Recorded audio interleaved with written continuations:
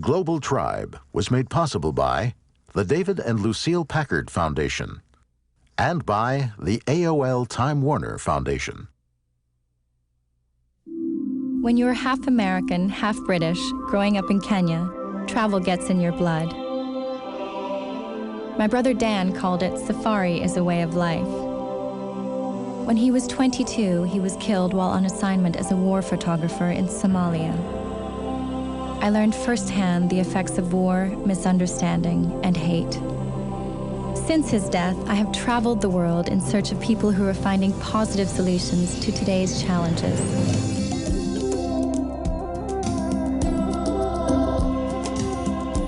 People who believe there is hope for a better future.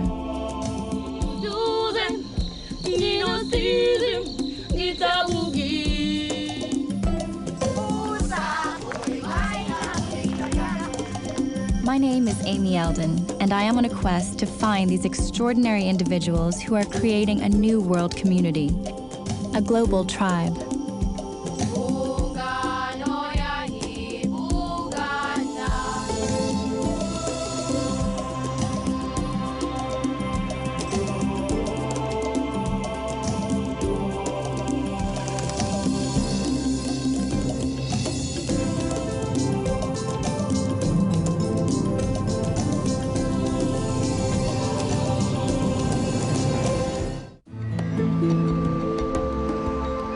Mexico, home of pristine beaches, beautiful vistas, and ancient ruins. But it is also a country facing some of the greatest challenges of its history.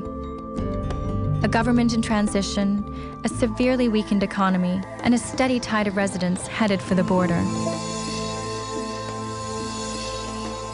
My first stop is Mexico City. Once considered the crown jewel of the country, the city now ranks as one of the world's most polluted and overpopulated. But beneath all the problems, this is a city rich in culture and beauty. The Spanish built Mexico City after their arrival in the 16th century, but they built it on the ruins of the indigenous culture they destroyed, that of the Aztec. Today, both the Aztec and the Spanish influences can still be seen in the city and its people. Yo tomo cuanto yo quiero, no miento, soy muy sincero. On a boat ride down a canal that runs through this city, I meet an Aztec family spanning 4 generations. Their indigenous roots are deeply important to them, although they don't seem to mind shaking it up to a bit of mariachi music now and then.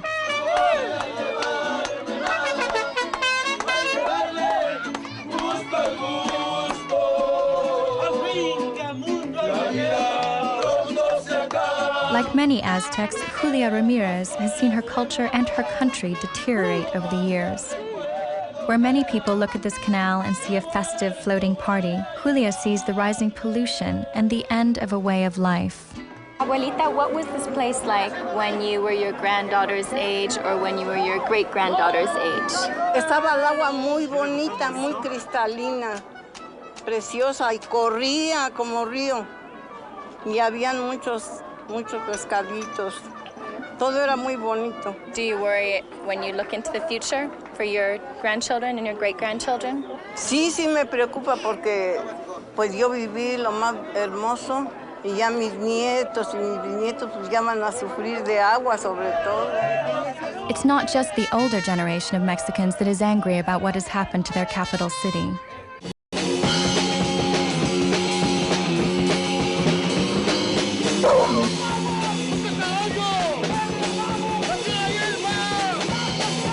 The colorful hair and the raging vocals are not surprising for a punk rock band. What is surprising is the message in their music. These punks sing about a different kind of rebellion, an ecological rebellion called permaculture that would create self-sustaining eco-villages in Mexico City and eventually around the world. The punks are part of a group of environmental revolutionaries called Tierra Viva, whose vision is as radical as their hairstyles. When I think of punks, I don't think permaculture. I don't think vegetarianism. I think of angry, disenfranchised youth who hang around in squares. And I think that's a common stereotype. So how did you all become so passionate about your cause? A mí me la dio el punk mayormente. Con el punk así vi que había muchas esperanzas, que había muchos jóvenes que pensaban como yo y vi hacia dónde encaminar mi coraje. So I'm trying to be responsible for myself and my environment. Can I be a punk? Cómo te vistas no significa si tú eres bueno o eres malo. Nosotros siempre decimos que lo más importante es lo que tú haces. Ni siquiera lo que tú dices, lo que tú haces. What these punks do is to try to find practical solutions to the overwhelming environmental hazards they live with every day. What problems do you face specifically in this neighborhood? En este barrio se concentra especialmente lo del agua. El agua que se usa en este barrio ya está siendo tratada. De las aguas negras de la ciudad se tratan para dar este barrio. Cuando sale el agua de la llave, incluso se puede oler un mal olor. So these are huge problems. Why do you think that you can change things? No es posible vivir en tanta porquería. O sea, si no cambiamos, si no es ahorita, nos vamos a seguir yendo para abajo. Pero es ahí donde nace ese sentimiento de querer cambiar. Y de esa forma empezar por nosotros mismos para proyectarla hacia la demás gente y contagiarla. Para que todos juntos podamos salir y podamos dejar todo eso atrás. To do that, Tierra Viva goes on the road, teaching ecological techniques to nearby urban villages. Their mission is not only to educate people, but to convert them. Nosotros queremos. Gracias, amigos, muchas gracias. De parte del proyecto Tierra Viva. No sé, que te acuerdes siempre de nosotros. Que se la ponga, que se la ponga. Okay. This is like a punk makeover, huh? ¿Quiénes son los coordinadores de información? No jefes de grupos, sino coordinadores de información. Helen Samuels calls herself a youth facilitator. Having lived in Mexico since the age of 5, she feels a deep sense of responsibility for the country's future. Today, she has brought together 2 groups who seem to have little in common, the Tierra Viva punks and a group of Aztecs, on a community service project. Bueno, ya, a trabajar todos.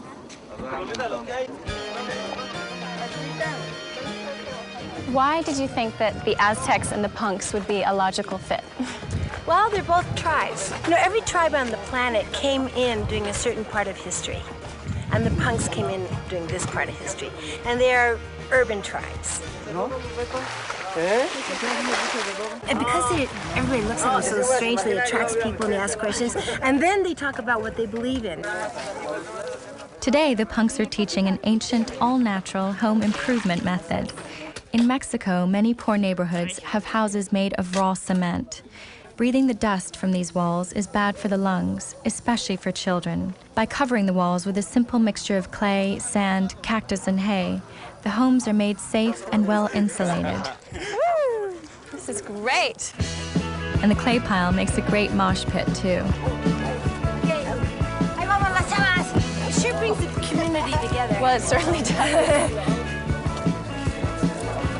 Baile, baile.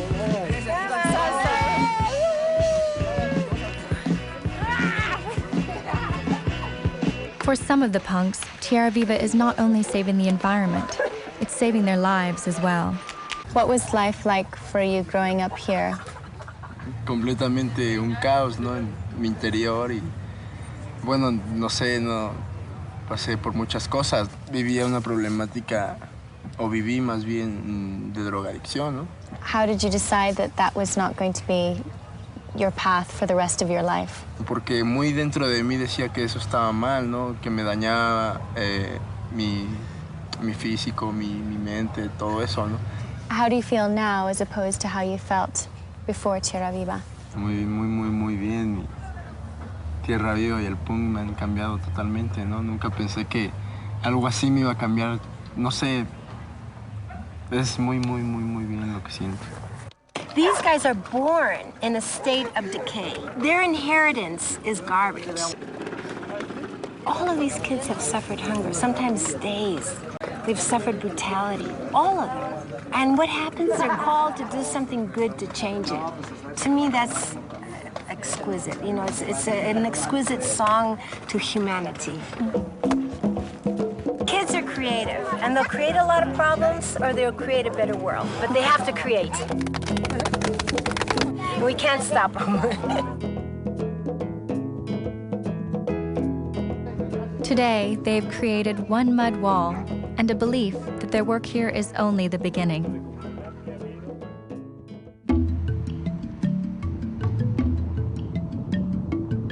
I'm heading out of the city to a Michoacan Indian community to learn more about why so many of the people there are choosing to flee their rural villages in search of jobs in Mexico City. Like so many rural communities, more than 30% of this one works out of the area at any given time, leaving the village with fewer people to tend the land. Biologist Guadalupe del Rio is the founder of an organization called Alternare, which teaches villages that life on the farm can be even more profitable than life in the city.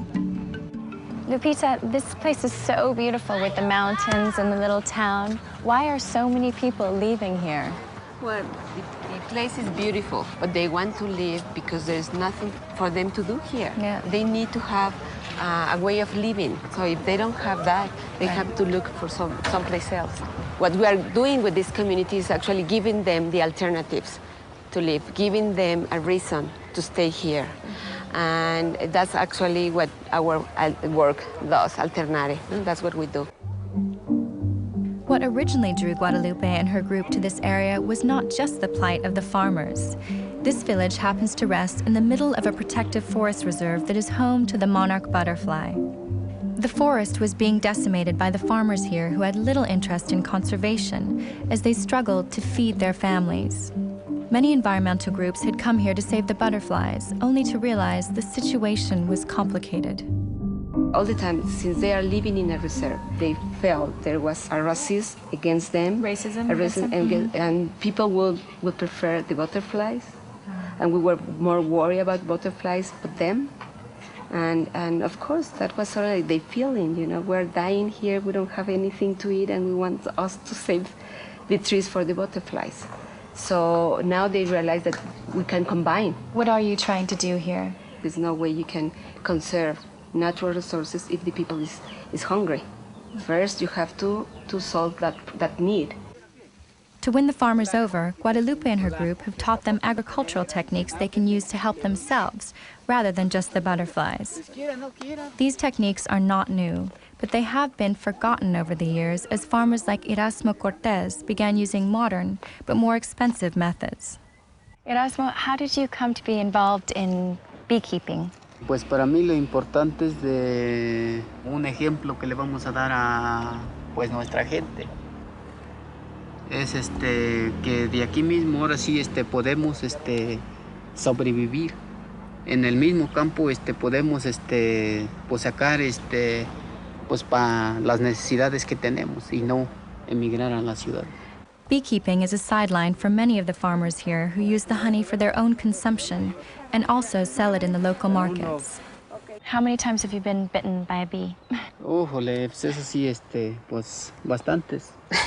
A lot, sí. I know. Well, on that note, can you take us in to see the bees? Erasmo may get stung on a daily basis, but he still feels his life here is better now than it was before, when he felt his only choice was to seek work in Mexico City. Don't you feel like they're getting more agitated? Oh my goodness, that's a lot. I hope they can't sense fear. Why did you decide to move to Mexico City? Como le comentaba en la mañana, yo creo que uno no sale por gusto, sino que por necesidad. Will your children inherit the land and work on the land, or will they go to Mexico City? Para mí, pues, estoy tratando de que pues le tengan amor a la tierra, porque es como pues nuestra segunda madre que nos da de comer a todos. Y yo creo que pues si todos nos vamos a las ciudades, pues quién nos va a mantener. How do you feel when you hear that? In heaven. I charge batteries every time that I come with them, ¿verdad? One of the biggest changes for the families here has come in the form of a very small stove that uses half the wood of a traditional open fire and costs less money than a gas oven. Señora, is it important to save the trees? Claro que sí, porque ya nos dimos cuenta que Bueno, ahora que ya trabajamos con Alternare, pues ya aprendimos que tenemos que cuidar nuestro bosque para tener agua, porque si acabamos con el bosque, pues también acabamos con el agua. Can you teach me how to make tortillas? Sí. Sí, bueno, okay. La masa que ya está ahí. Un poquito aquí. Sí, y ya. Bring in the experts. Can you show me? She makes it look so easy. Can I put it on so it looks like it's mine? Así. Yay! Bueno, gracias. I don't know why, but we tend to see the things, separate things, to separate human behavior and human needs from environment, and I think that's impossible. You have to work together. Two things go together. Ironically, Guadalupe and her group believe that their decision to focus on the farmers will help the butterflies more than they ever thought possible. As a biologist, I can tell you, with my heart, it's the first time I'm doing something that is worth it.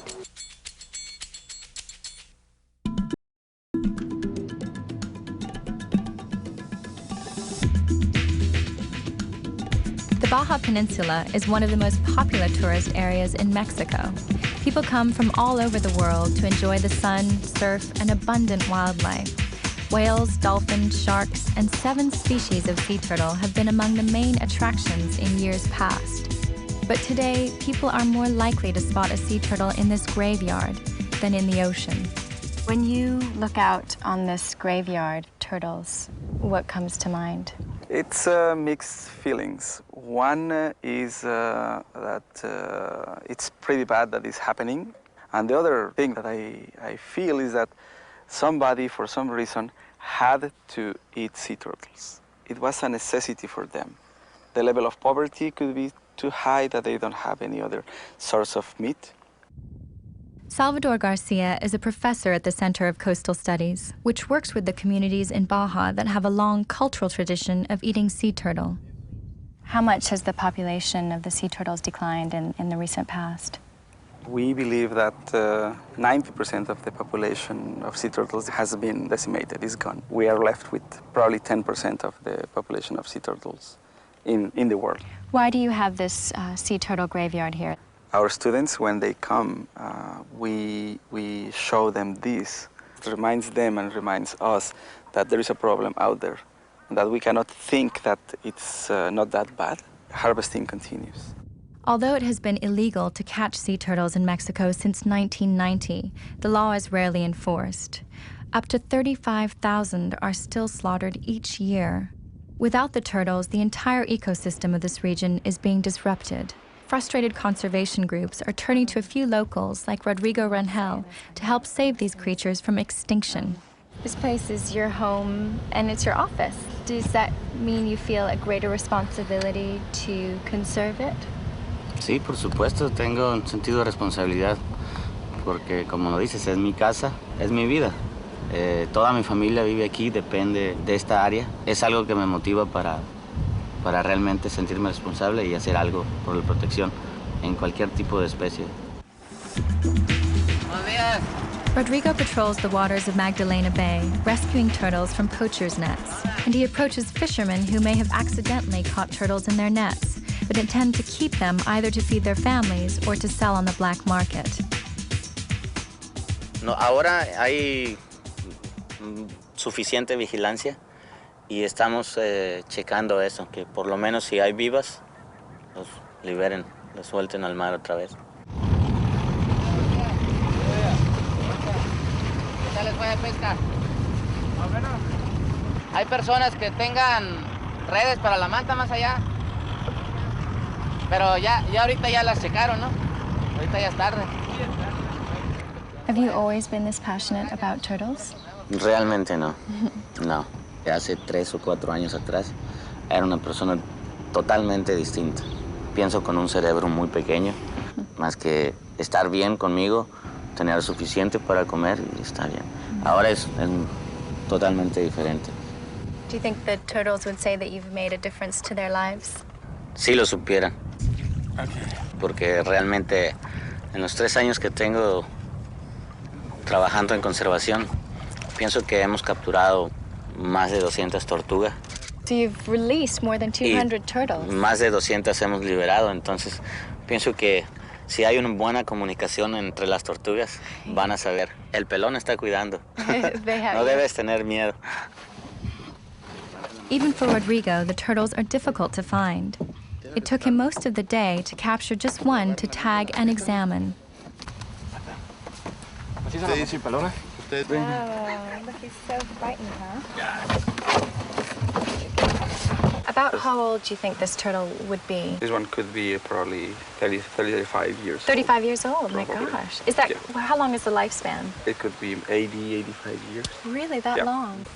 Each turtle Rodrigo finds is tagged with a numbered metal clip that helps the environmentalists track its growth, migration, and ultimate survival. Does it hurt the turtle when you... No, it's like An when ear- you're piercing your snap. Ay, ay, ay. ¿Listo? Oh. I have a question for Rodrigo. Say I'm a fisherman and I have caught a turtle by mistake. I was going out to, catch something else and it ends up in my net. And I know I can get, I don't know, how much can I get for this? $50, and I have a family to feed. I have it already. Convince me to let it go. Algo con lo que estamos trabajando hoy es que estamos tratando de hacer ver al pescador que lo mire como un negocio en cuanto a turismo. Vale mucho más traer a una persona y llevarlo para que lo pueda tocar o bucear con él, con ella, y puede estar sacando dinero para comprar comida. En cambio, la comes solamente una vez y no hay más. Have you convinced your family not to eat turtle? No, realmente todavía no. Entonces, poco a poco, si voy intentando alargar el tiempo, el intervalo entre comer y comer tortuga, es ganancia. So just to lessen the intake rather than to eliminate it altogether? Sí, definitivamente sí. Si digo, no lo hagan, van a pegar una patada en mi trasero. Agua salada y comida. Rodrigo often has an easier time with a slightly younger audience. He and other activists routinely go into the local schools to talk about the importance of saving the sea turtles.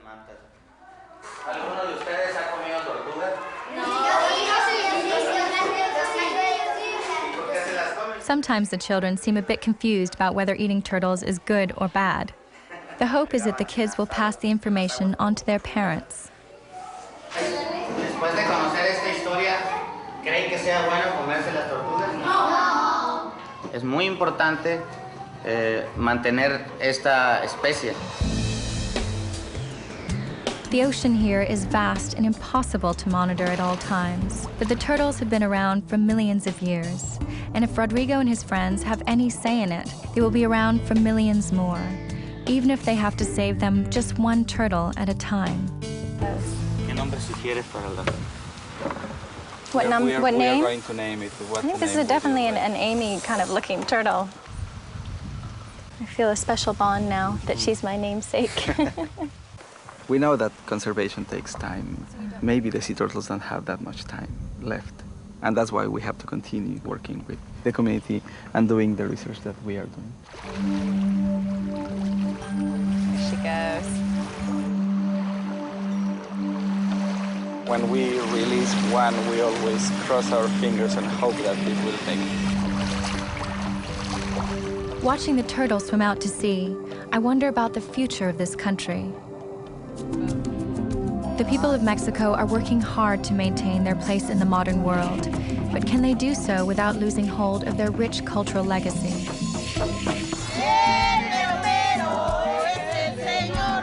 Can they find answers to the environmental and economic questions that plague them? Can a frustrated populace be convinced not to leave its borders in search of relief? In thinking of these challenges, I also think of all the young people I've met here. They see beyond the problems to the promise of this country. It is this next generation of Mexicans who will determine their country's future.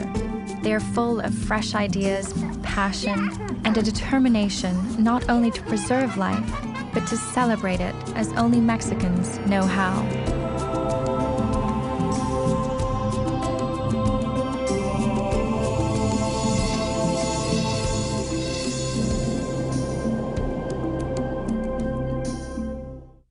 Continue your Global Tribe journey online. Learn more about the culture and history of Mexico and meet more individuals who are working to improve our global community. Visit PBS online at pbs.org. To order Global Tribe on home video, call Video Finders at 1-800-343-4727. Global Tribe was made possible by the David and Lucille Packard Foundation and by the AOL Time Warner Foundation. Te traigo en el pensamiento constante mi amor. Y aunque trato de olvidar cada día te extraño más.